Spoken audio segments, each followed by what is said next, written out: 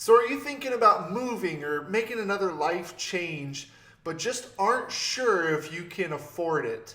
Well, today we're going to talk about a thing you can do to prep for that before you make that life change.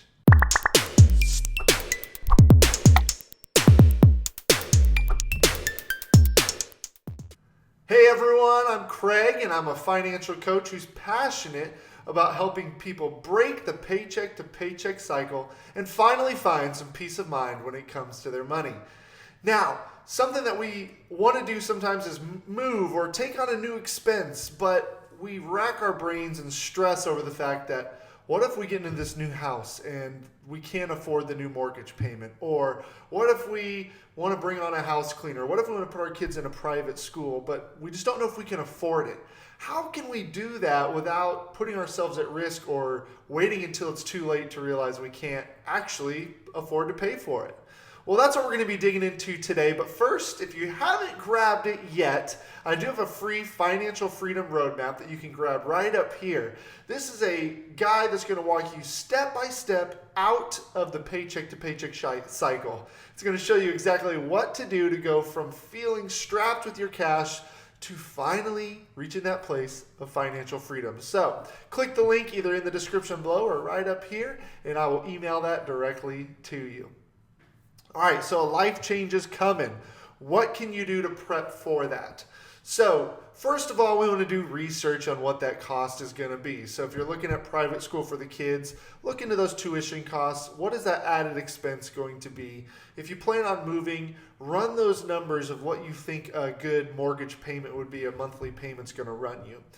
Then what we want to do is act like you're paying it now before you move. So if you're going to move 6 months down the road and you're expecting $500 increase in your monthly payment, well, go ahead and open up a savings account attached to your checking, and every month I want you to budget like you're paying that new mortgage payment. So if you're used to paying $1,000 a month, what we're going to do is we're going to start paying $1,500.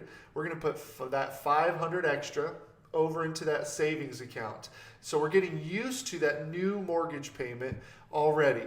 The beauty of it is whenever you do move, you'll have that money saved up. So over 6 months, if you're doing $500 a month, you've already got a pretty good nest egg. You got $3,000 sitting there, which is going to be a few months of your mortgage payment already set to go, or it's there to cover moving costs or all those other things. The other beauty of it is if you do this for a couple months, and you find that you have to pull from that savings to balance your budget or to make ends meet, then that's a sign that you can't afford that monthly payment yet. It's a perfect way to do it without actually getting yourself into that pickle. Same thing with private schools or things like that. Any other added expense you want to do, practice doing it before you actually get into it. Then you'll know if you can afford it, and not to mention you have that money there.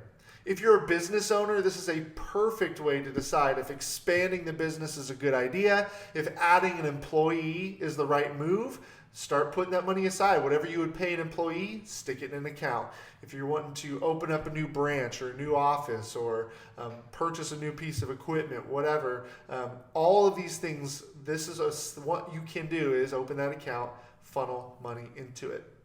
Finally, we can do this in reverse if you want to as well. Maybe you or your spouse is considering changing jobs and taking a pay cut, or one of you wants to stay home. What we do is same thing, we cut our pay though. So instead of giving yourself whatever pay, you say, okay, if my spouse was going to stay home full time, we're going to take their pay out of the equation and we're just going to funnel that into a savings account. We're practicing living on just one income, and we're putting that money over into savings so that when they do make the jump, quit their job, stay home full time, we have a good chunk of money sitting there to fund that change. All right, let me know what you think. Have you tried this before? Do you have another tip for if you're going to make a change? What can you do? Drop them in the comments box below, or if you can think of another idea of where this might be useful other than just job changes or moving. I'd love to hear about it. Guys, if you haven't subscribed to my videos yet, please do. Click on the subscribe button below. I drop videos in all the time that really revolve around things you can do to reach financial freedom or just budgeting and all those good stuff that comes to our money. All right, hit the subscribe button, and I look forward to chatting with you guys again in our next video. Thanks.